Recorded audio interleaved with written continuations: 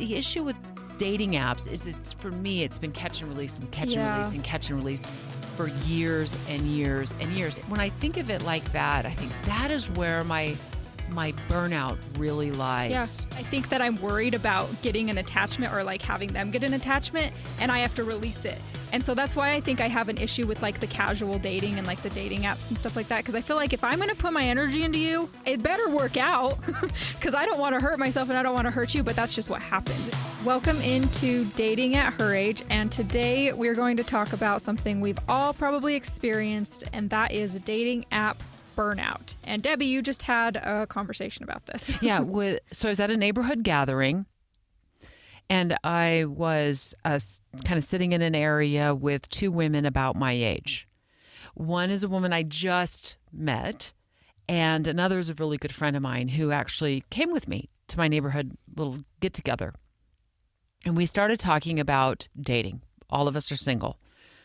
All of us are, I'm going to say 55 plus. And we started talking about specifically like dating apps, Caitlyn. And one of the women said, how many couples do you know who lived happily ever after meeting on a dating app? It's a great question. It stopped me cold. Mm-hmm.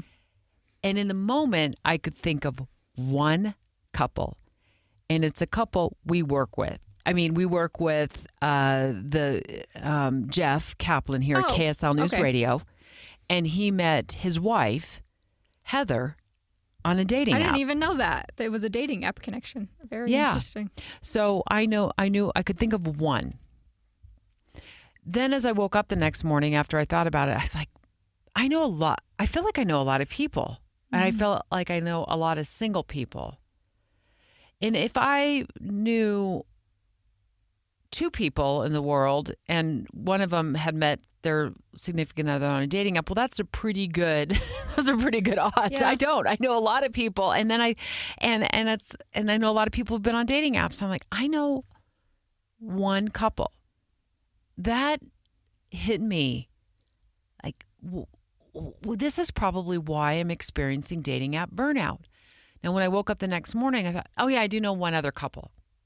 Okay, I know two couples. Slowly gets there. I think I can think of three, two of which, one's my little brother.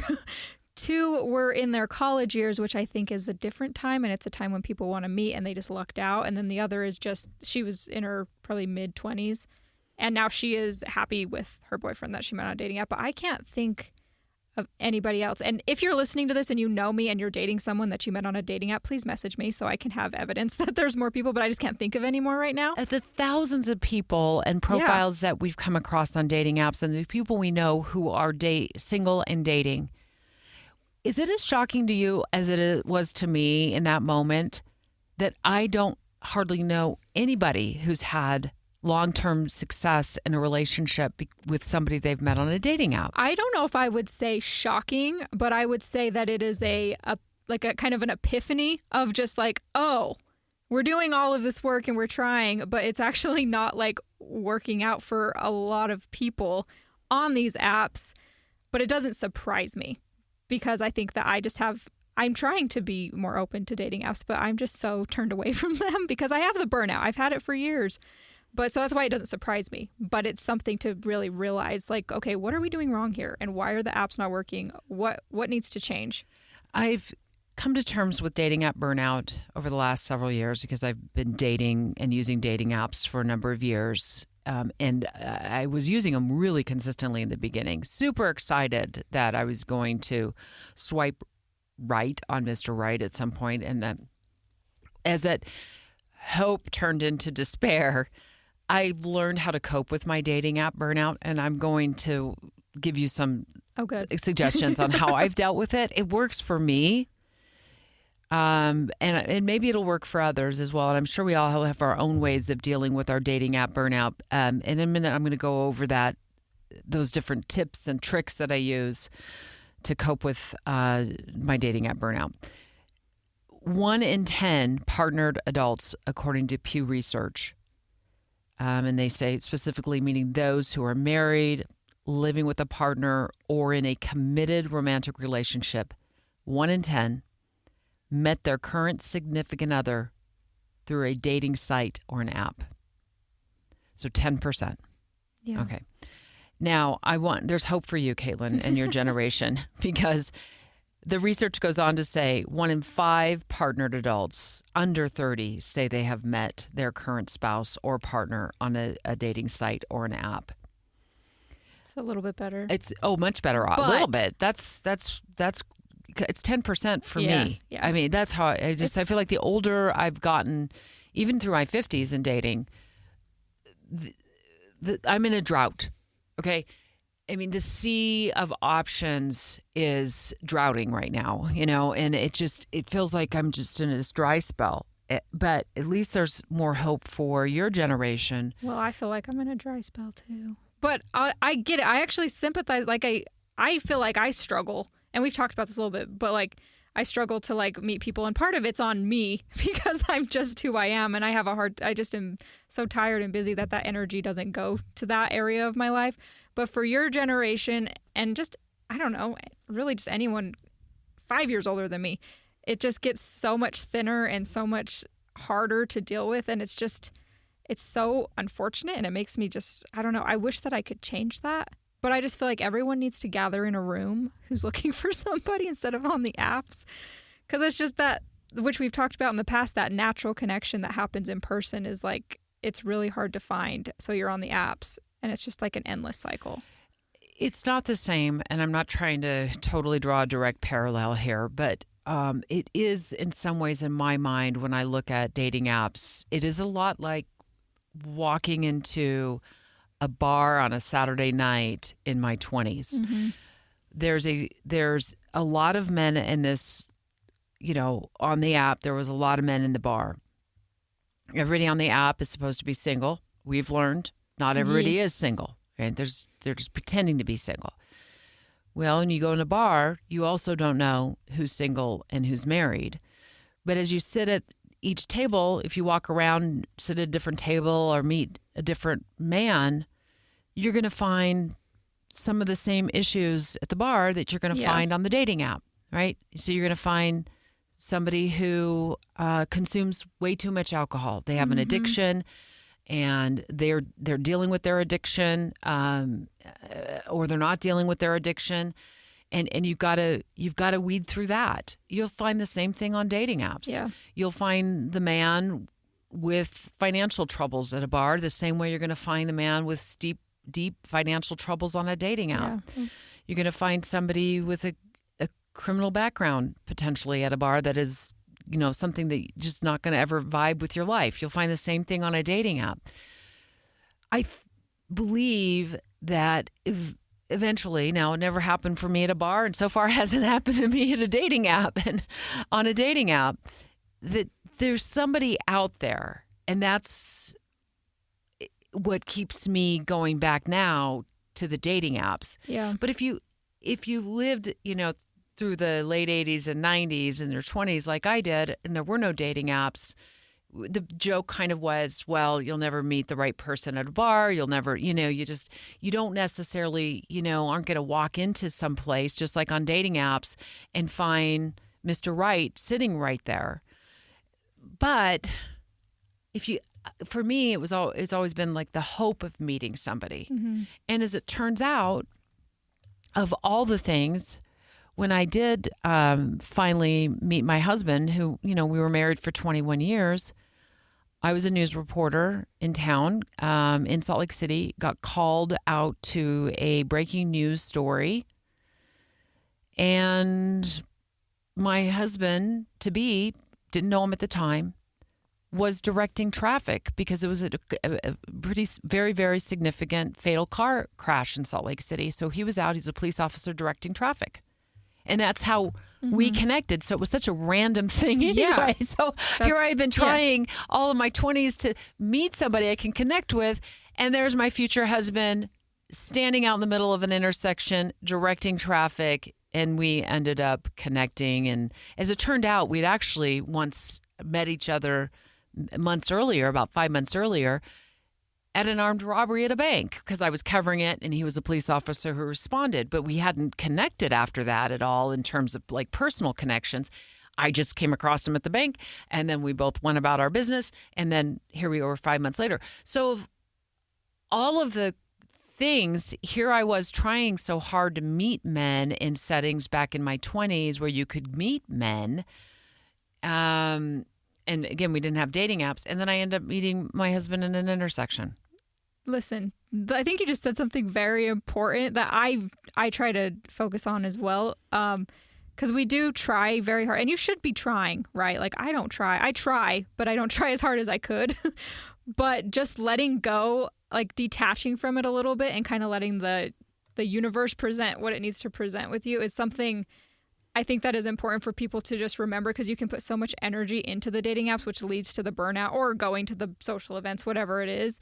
And then when you just let go randomly, they just present themselves. And obviously it might take longer than it needs to, but that's the hope that I'm holding on to and why I don't feel like I'm forcing myself on the apps as much, because I'm just like, I believe in like the invisible string theory.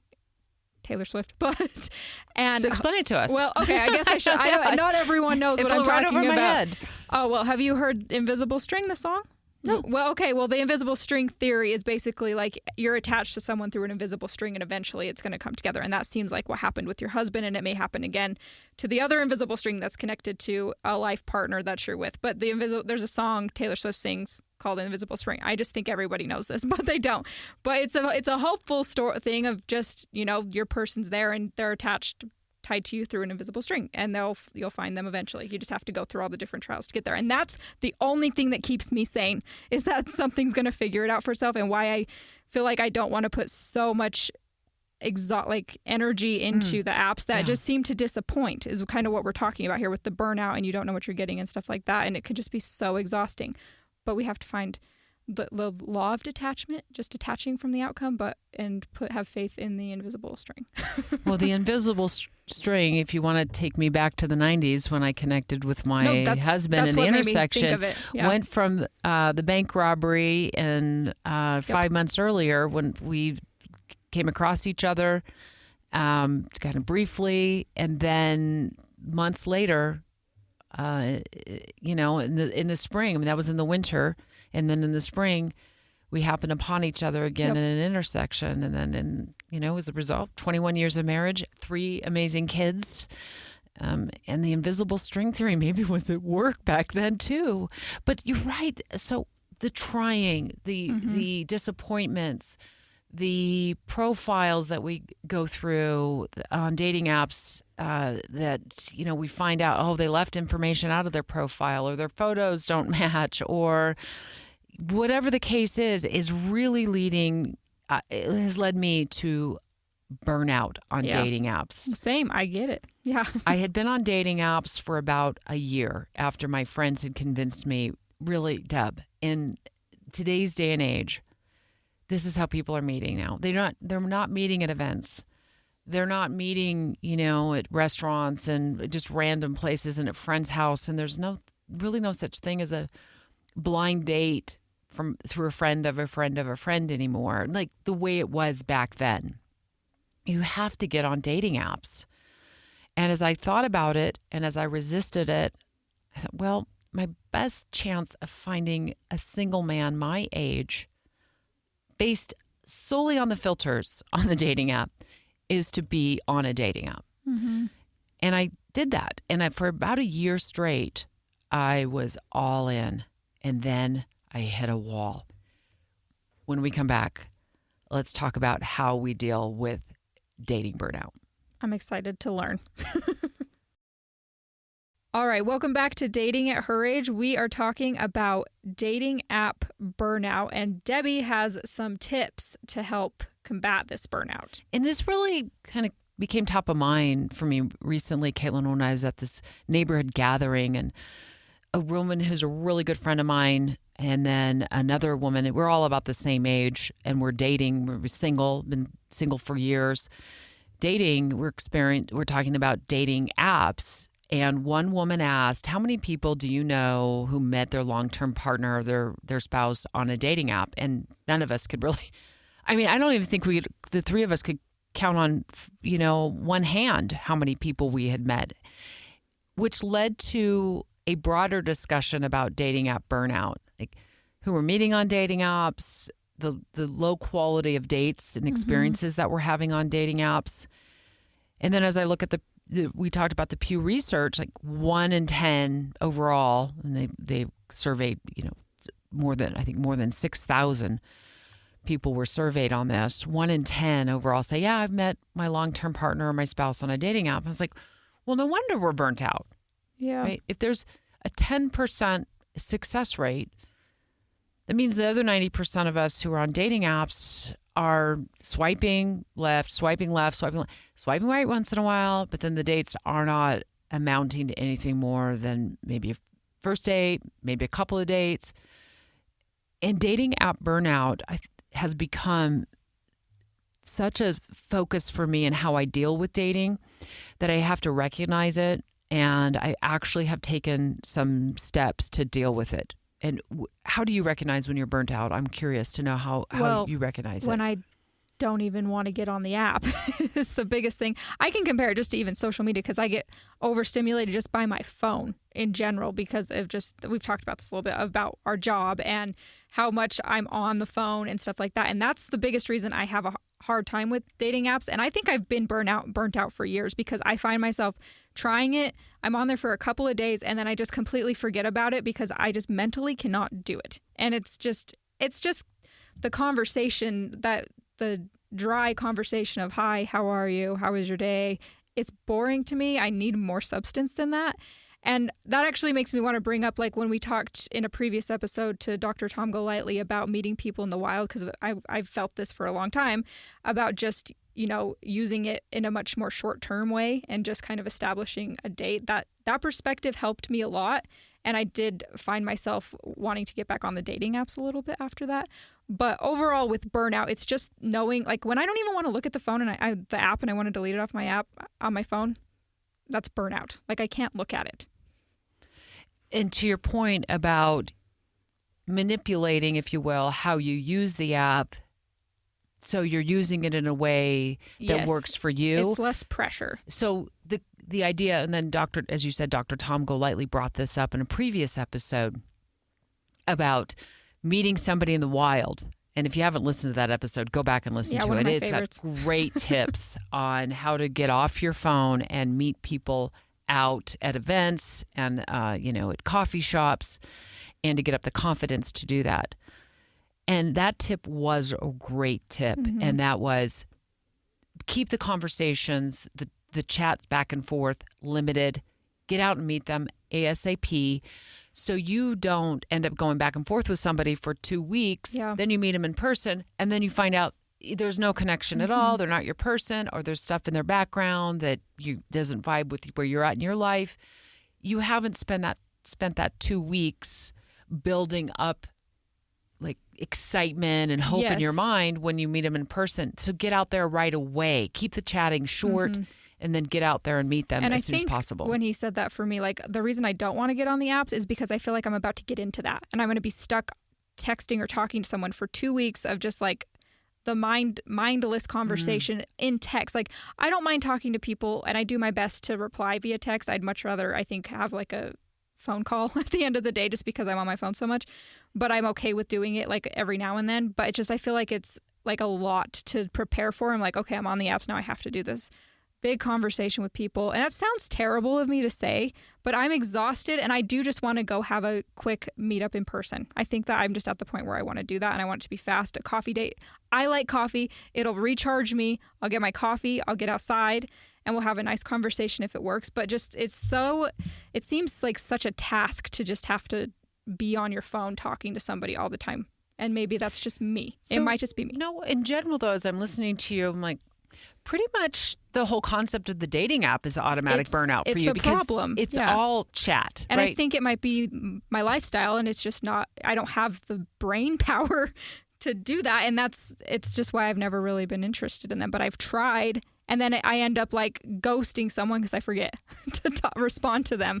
So that's why I'm like, I'm actually just trying to be more present in different places that I go out in person, because I am burnt out, but I don't know how to fix it. So I don't know. If you have tips, I'll be listening. Well, I'll share what I do and how I've coped with this after years of being on dating apps. But as you were talking, I thought, have you ever been fishing, Caitlyn? Yeah, Caitlyn? I have. Fishing? I love fishing. I also like fishing. I feel bad very for the fish, but I'll do it. To me, it's just very therapeutic. Yeah. Even if I go out there, throw the line in the water, and I don't catch a thing. Catch and release is a big thing in fishing, right? You catch and then you can't keep it because it's not the right size, it's not the right length, whatever. There's an order from the state that says you can't keep. So catch and release is kind of a big thing in fishing. This is sort of what I'm kind of reminded of this, my fishing, catch and release fishing moments when I'm dating on apps, because you feel like you catch somebody, if you will, or there's hope that you've got somebody on the line, right? Somebody that might become somebody you can date for a while and get to know. And it seems really super exciting in the beginning, just like when you're reeling in a line, right? When you're out on the shore on a boat and you're reeling in this fish and then you got to let it go. And the issue with dating apps is for me, it's been catch and release and catch and release and catch and release for years and years and years. And if I went fishing and I never once got to keep a fish, I don't know if I would love fishing the way I do. I mean, for me, the excitement is the fact that, I get to actually keep a fish, and we get to fillet the fish. And I know that for some people that's not your thing, but I love fishing. Mm-hmm. And so getting that in that mindset of catching something and then being able to keep it, to me, there's dating is just catch and release, catch and release, catch and release, catch and release. And when I think of it like that, I think that is where my burnout really lies. Yeah. That makes a lot of sense. And I think I just realized something within myself as to why I don't even want to jump into the apps very much. And I think this is just an internal issue that I have to dive deeper into with my therapist, is just, and the fishing example is a great way to do that. Because at the beginning you heard me say, I feel bad for the fish. I feel bad if it doesn't work out for the other person.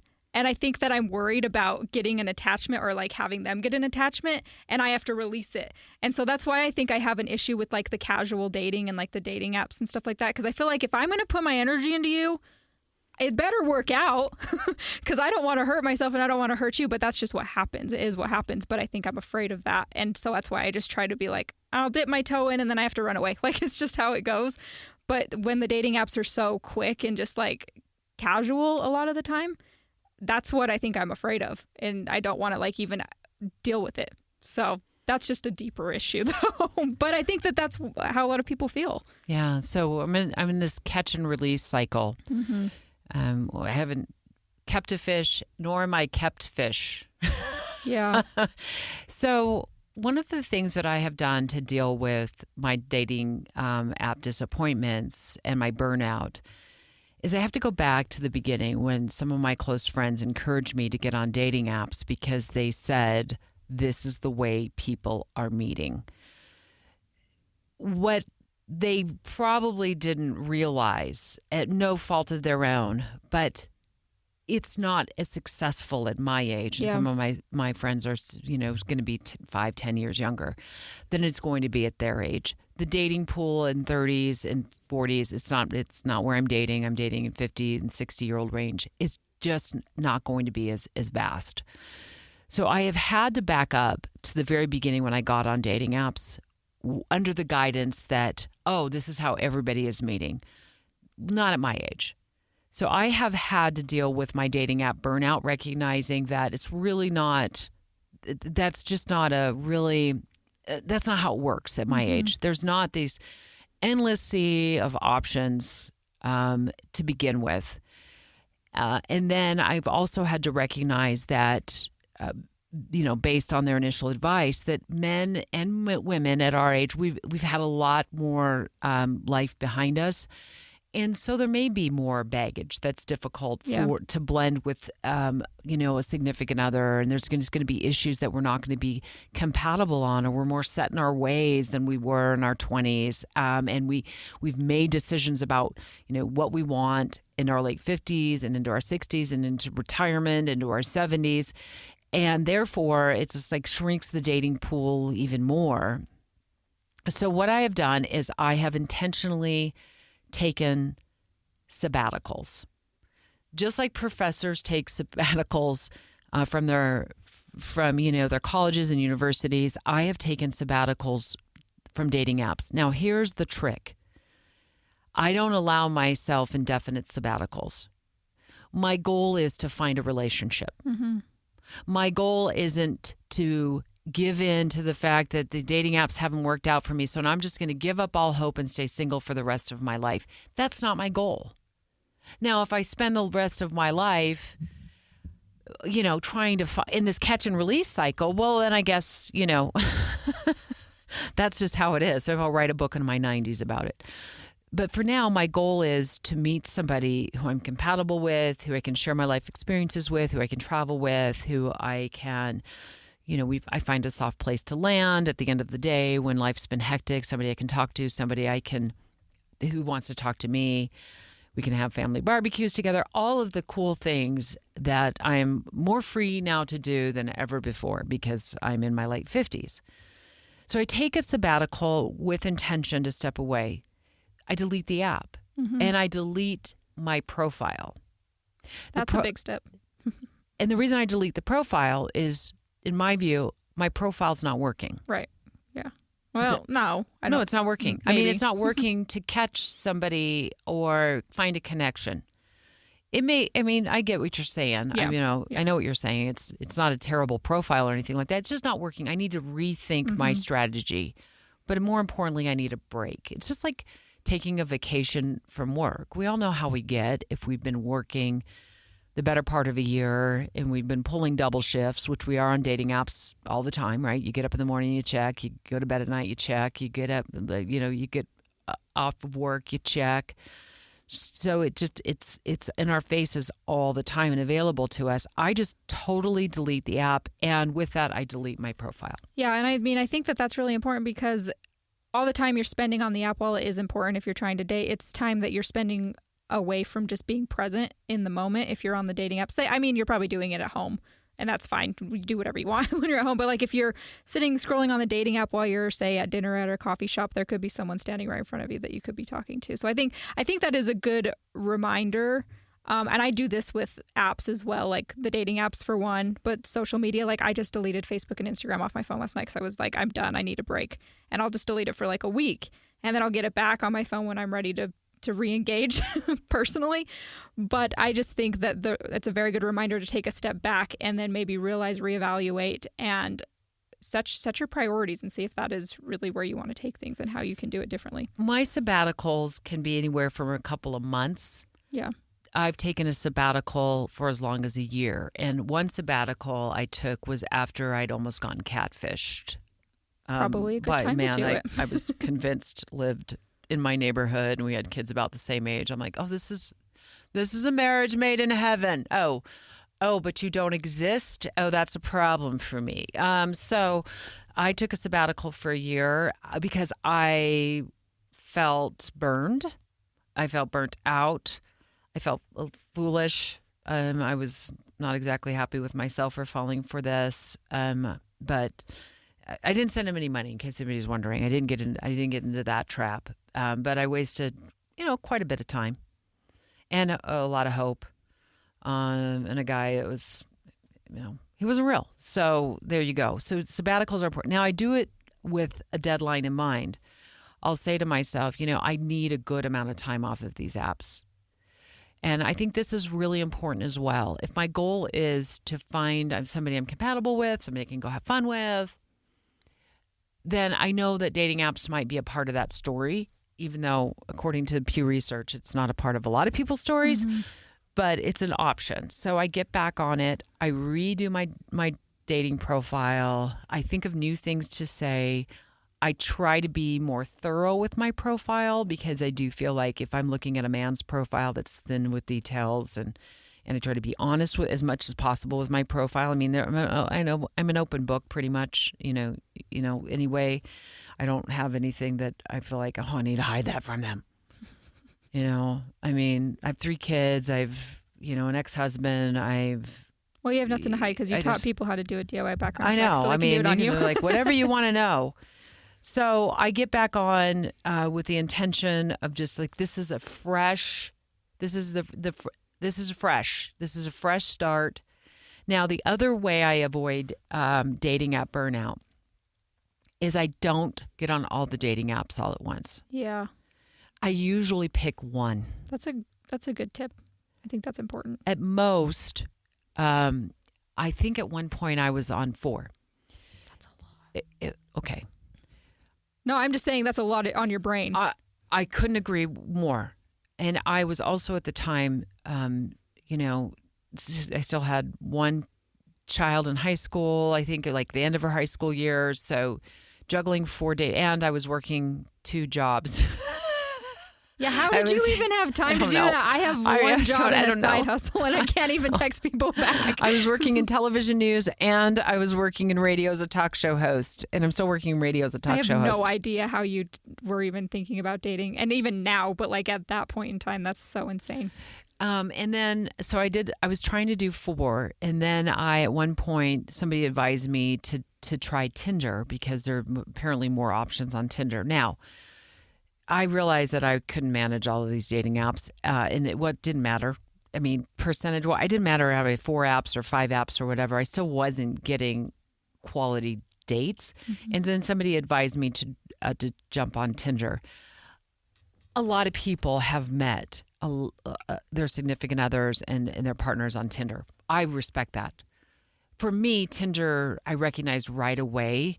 I felt this sense of like, I don't know where this app is. Like, I don't know what I'm doing. There's too many.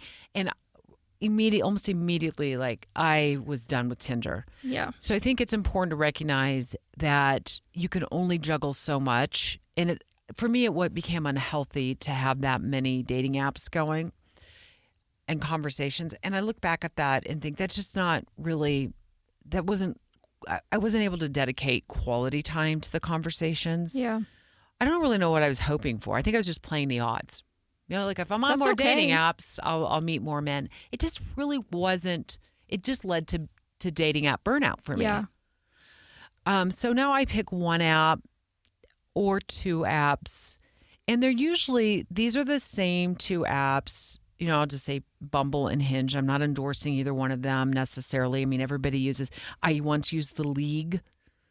Never even heard of that one. Yeah, it's a dating app that at the time it would send like a couple of options a day. And I don't remember how it worked. Like, did men get my profile sent to their page as opposed to scrolling or, swiping through profiles? It was more of like they present it. I think that's how it worked. Yeah. It was quite a while ago. So I think it's been very important for me in order to cope with dating app burnout to really be cautious and conscientious about how that many dating apps is affecting my use of time, my mental health.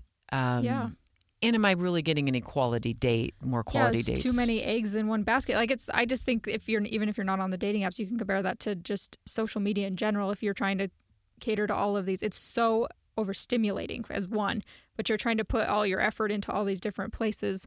And so I think quality over quantity is what you were just kind of saying. And that it makes a lot of sense because it probably helps me too. But I have a hard time with just one, but that's way more attainable than multiple. But you never know what you're missing. It's kind of like the fear of missing out sometimes that you have to battle with, and you just have to pick one. And then maybe like 1 month you do this one, the other month you do another one and kind of alternate those.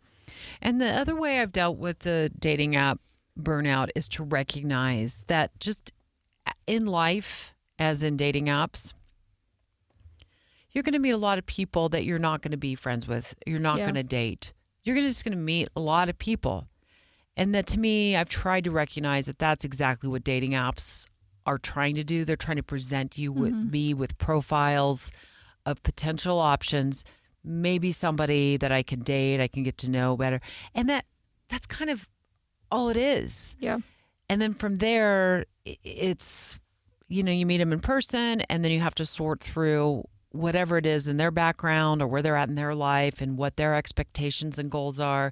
Do they match my expectations and goals? Does their history match where my history match sort of, where we are kind of on the same page? Mm-hmm. And there's a lot to sort through. But dating apps, to me, aren't my promise to find a forever love. They just make these profiles available to me and let me connect with men that I might not have otherwise connected with. Yeah, it's a digital meet cute almost.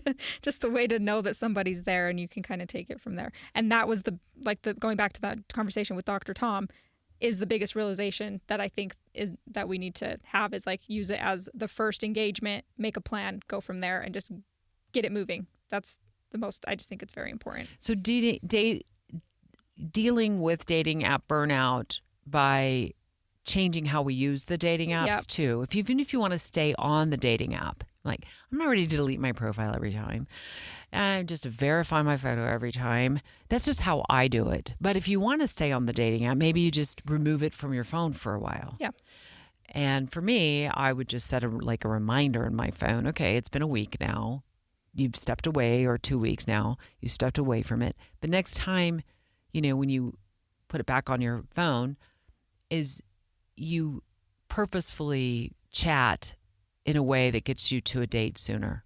Yeah. Gets you meeting the person sooner. I think that that's a game changer. I had somebody that I just who listened to our podcast, so thank you for listening. If you're listening to this one, they told me that in one of our very early episodes, I don't know if it was Dr. Tom's or the very first one when we talked about that it completely changed her perspective on how she saw the dating apps. And she had never thought about that before, and it made it so pretty much what I just said, that it made it so much more attainable and easy to jump on them because it's not a big expectation you're going to get sucked into like a cycle of talking to them for a month, And so I think I don't know, try it, test it out. I think a good way to do that too, and this is just, I'm thinking out loud how I would do it is after you chat for a day or something like that, I guess, maybe, or a few chats. A day, do your background check and then then go on the day. Give them a couple days maybe. get the full name, and if you haven't listened to the DIY background check episode, you can go back and listen to that. But I would put that out there. I would say, I'm available for coffee on these days this week. I'd love to meet you in person. If you decide that's where you want this to go, let's make a plan now, and I'll meet you. Yeah. And then if they don't show up, like we've talked about in the past, if they don't show up, you just grab your cup of coffee, your cup of hot cocoa, whatever it is, and you go. And it's no big deal. You haven't made a huge ordeal out of it. Yeah. And I think that just putting that out there, whether it's like in your profile, like, hey, opened a coffee date, or just in the direct message, it kind of weeds out the people that just want to. I feel like there are people who just use it as like a form of digital connection when they're bored. And I think that that's the problem that I was having with it, because that's not why I can't do that when I'm bored. Maybe there's a week I'm on vacation and I could do that or something, but on my day-to-day life, I'm just trying to get my brain together. So if I'm spending time talking to you and like doing that, I need to just get to the point and that sounds I feel like I'm saying this out loud and that sounds like it's very impatient of me and just like rushing, but I'm just more like, I don't want to play games. I don't want to do anything. I just want to like see if there's a connection there. And I don't think I'm really going to do that over a chat message. Maybe a little bit when you start to learn about the person, but I think that doing it in person and just meeting them and having a real conversation is where that's going to be beneficial once you figure out that they're not going to kill you.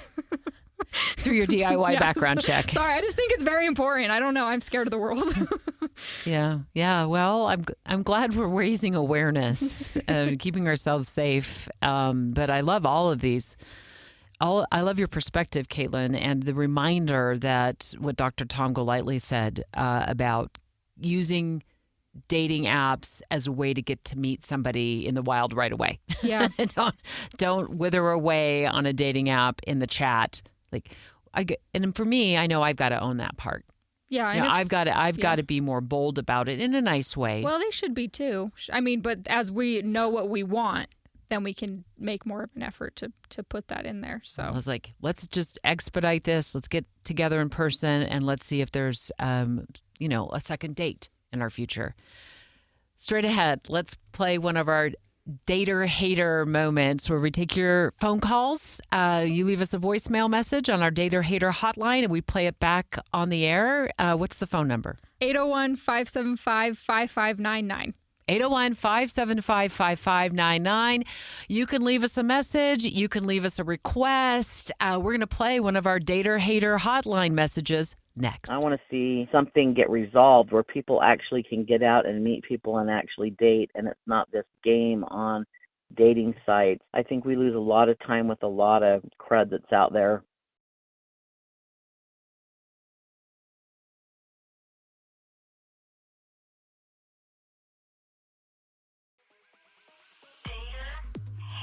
All right, one of our favorite things to do on our podcast is hear from all of our listeners to share their dating experiences. And we've set up a hotline that you can call. The number is 801-575-5599. That's 801-575-5599, and you can leave us a voice message and share your stories, and we may play it on the show. You can also send us direct messages, but we love to hear from you directly with your voice. So leave us a message. That's right. And we have, what is this, about a 4 or 5 minute message we got from one of our podcast listeners. Thank you so much for listening. And I just want to set up the backstory just a little bit to this. If you've missed our episode on ghosting and being ghosted while dating, we spoke to a man over the phone about his experiences being ghosted in person. I've been ghosted either through text or even in person, if that even makes sense. Meaning the whole classic, hey, I got to go to the restroom, and then just don't come back. No. Took a woman on a date.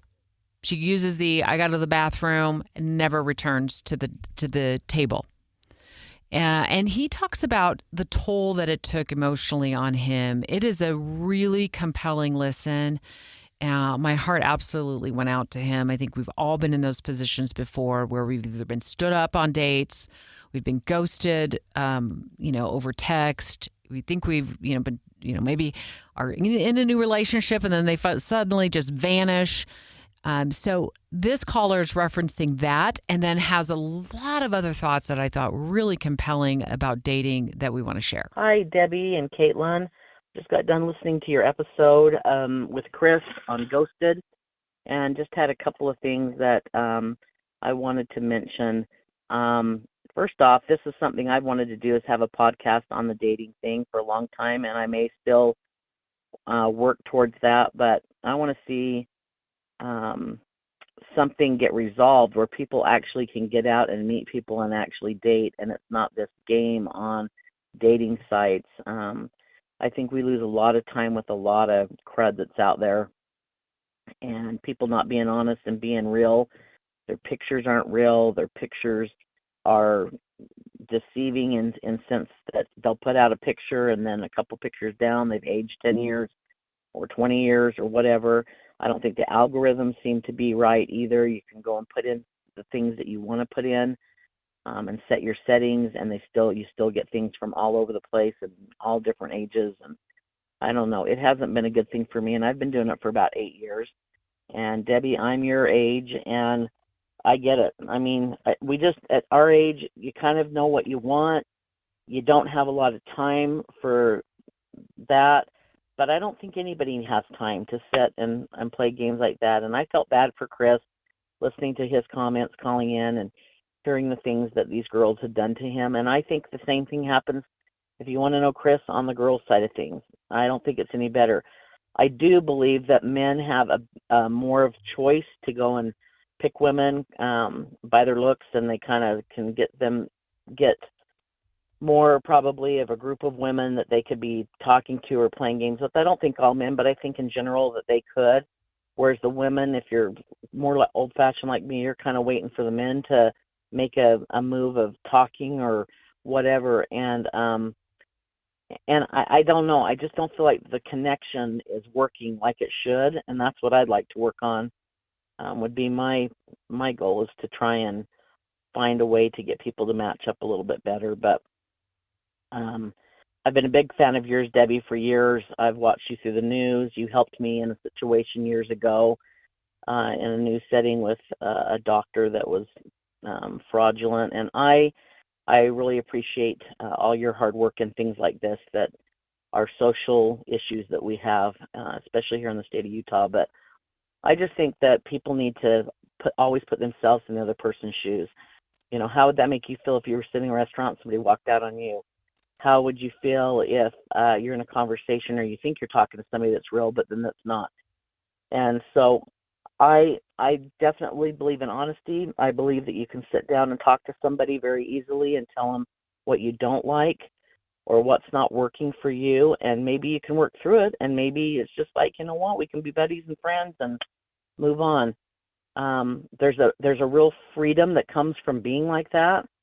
I had a situation where I went out on a date with a guy, and there were all kinds of weird things that went on. It was an interesting whole situation, but I dated him for probably a good month, just going here and there as we could.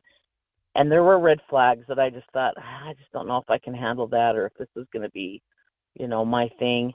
But the one all, finish all kind of thing with him was when I had decided I would take him out with a group of friends and kind of in a friend setting where I could kind of see how he was with other people too. And we went to a restaurant, and he was kind of giving me the signal. He put his hands out like he wanted to hold my hands, and wasn't quite sure what he wanted to do at the dinner table. So I was holding his hands, and then he just kind of dropped his head and started saying a prayer. Well, that was really awkward for me. And I'm a religious person. I'm complete believer in prayer, but something like that in a setting with a bunch of people and in a restaurant was not my thing. And so that kind of was the last straw for me on other things that had taken place with him. And he was a nice enough guy, but I decided that night I would go home and I would think about it, and I was going to call him and tell him what it was that was bothering me, and I did. I honestly told him, I'm like, you're a great guy, you've got such a fun personality, but there's things that are just not jiving with me, and I just don't think this is going to work, and I don't want to waste your time, your money, my time on this, but I can, I'm always willing to be your friend, and kind of leave it at that. And there's a freedom, like I said, that comes from just being honest and talking through things. I think so many people get so caught up in what will they think, how do I look, what do I need to do, and I think that they need to go to the heart and soul of people and realize that everybody's human. It hurts when you're disrespectful to them. It hurts to be ignorant to them, and put yourself in their situation and be decent, be kind. Anyhow, good luck to you guys. You're awesome. I'll keep listening. Oh, thank you. And I want to just say thank you so much for that awesome, lovely compliment that you gave me. I appreciate that, and I appreciate that you remembered that we were able to work together on a story, a news story in the past. I want to. There is so much great material to talk about with that one phone call, and I just want to say I think you just started a podcast. Right? Yeah, you gave me a little therapy session as well. Run with that. Yeah, I mean, I if you think you want to do something, do it.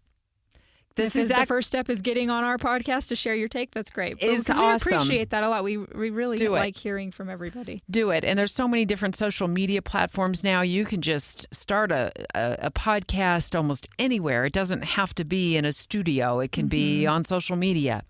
So thank you. I want to start with the last thing that she was talking about. And that is how she handled breaking it off with the individual that she noticed over the course of a month of dating, brought up, there were some red flags that concerned her.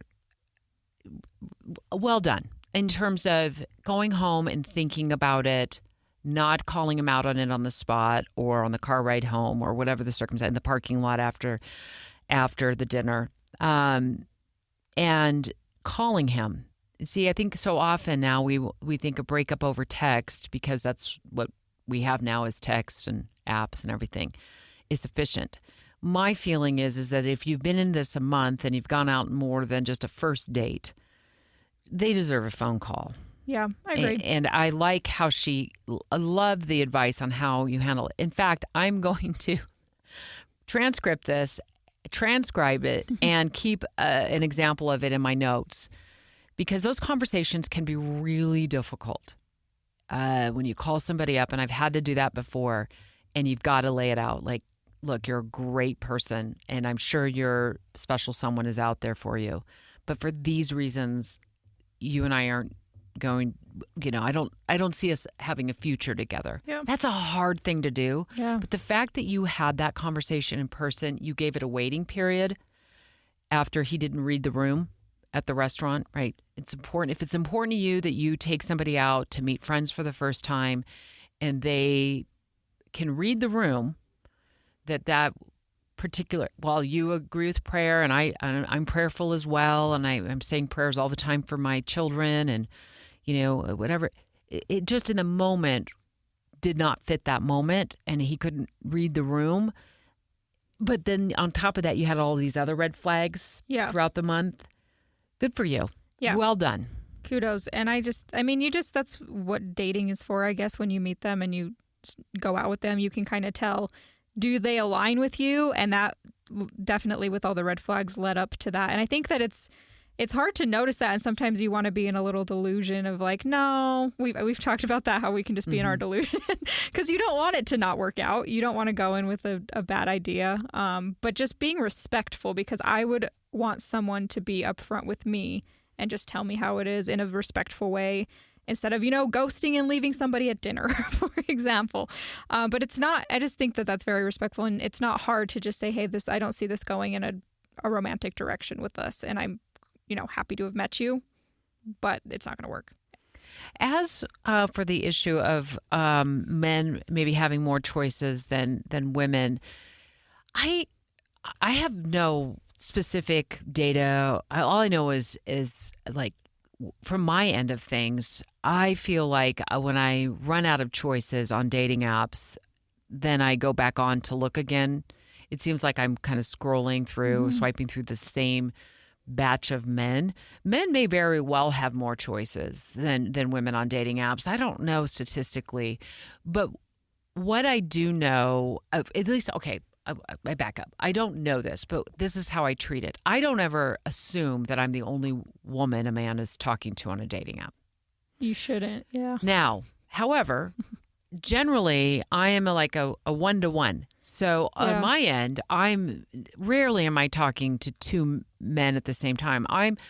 I tend to like hyper focus on one person. I'm going to see if this is the one that I can make fly, if this is going to work into anything.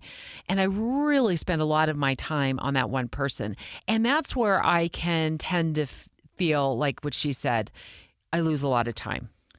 Because I mean, I'm not playing the field the way I think, and just in my mind, men are from the other side. Like they're probably talking, I don't know, maybe they're talking to two or three other women. I think dating apps are actually kind of designed to talk to multiple people at a time, because I know, at least in the beginning, because I think that's part of my overstimulation with them is it's like, and this sounds conceited as I say things out loud, it's like I get a ton of messages like from different corners, and it's like, hey, how are you? Hey, how are you? This person sent you a rose. And I'm just like, rose. Wait a minute. Isn't that like on Hinge? Don't they do that? I don't know.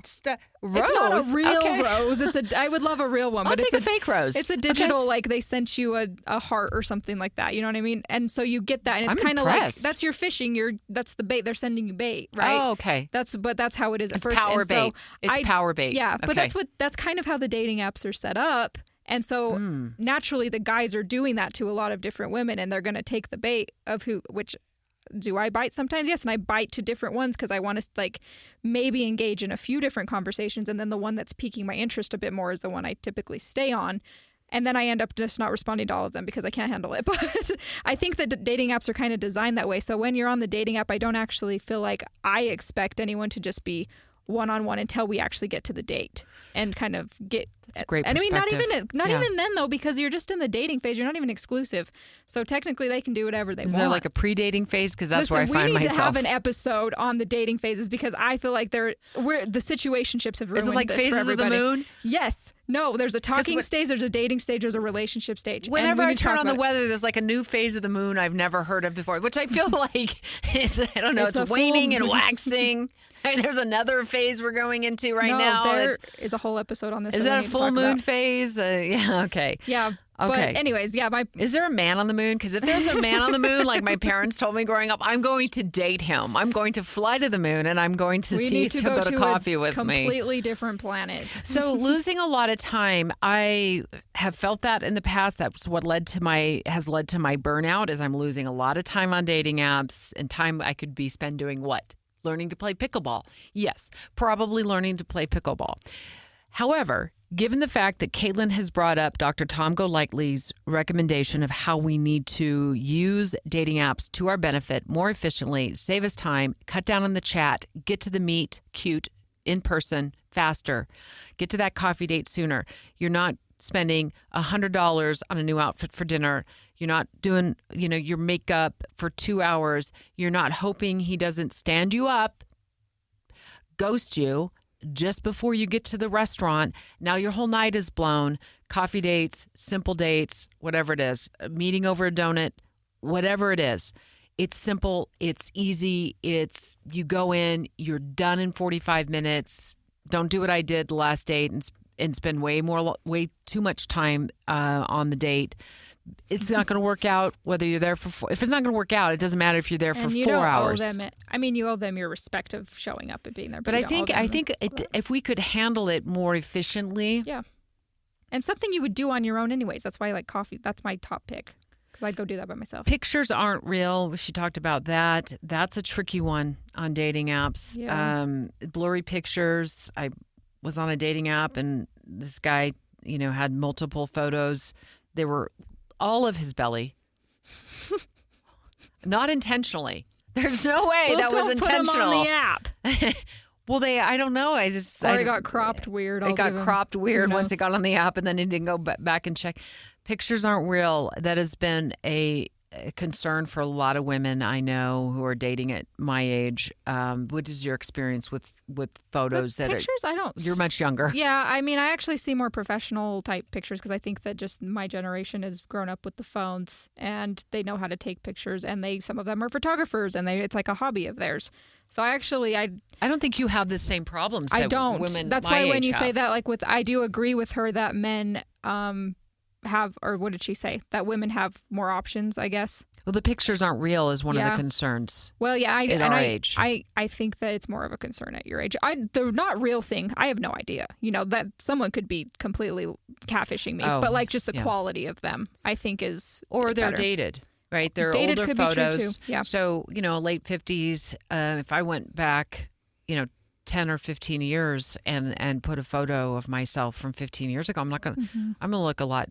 I'm gonna look a lot different. I feel like something different about my generation, not everyone in my generation, is we take a lot more pictures of ourselves, current pictures, and people of your generation are not necessarily doing that as We don't know often. how to take We're not selfies. selfie obsessed. You do, but not everyone's selfie obsessed. Go on. So I'm just saying. If and there's you have one thing I pictures remember through your for work and stuff like that, you're in the public eye a little bit. But generally, my dad doesn't take a picture unless we force him. He's not on the dating apps. But he's also married. He's to not my mom. single. So but I'm just saying. But I think a lot of people who are in that same generation, he will not. He doesn't have social media. There's a lot of people out there that don't do that. You have to force him in front of the camera. So he just barely learned how to take pictures on his iPhone a few years ago. Well, all the more reason to just use the dating apps to our benefit, to keep it quick on the app, get to meet in person, then you get to see him in person. And then not only that, you'll get to know if they're the type of person, maybe even on the first date, if they can read the room. Yeah. Well, don't drag out the question mark of, are they really who they say they are? Go meet them, figure it out in a safe manner. In a public space where there's lots of people around, and in a place that is set. Grab a cup of coffee and go, and because if they don't show up, then you haven't wasted a lot of time. Great phone call.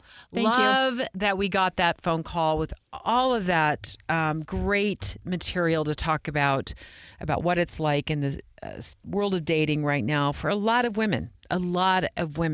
But truly the win is here, how you handled that breakup call. Fantastic. Really, look, you're going to break somebody's heart. do it with class. And that's exactly how she handled it with Yep. class. Again, the phone number, Caitlyn. Yep. So get more calls like that. 801-575-5599, 801-575-5599. You can leave us a voice message and make sure to follow us on all the social platforms, Facebook, Instagram, TikTok, because we share updates there. And we just want to hear from all of you because this is what makes our podcast even more relatable to hear real voices who are listening. All the social platforms, yeah, you can find us at Dating at Her Age. We'll meet you here next week. New episodes every Thursday. Oh, she's dating at her age? No. It's called Dating at Her Age. Oh, those poor things.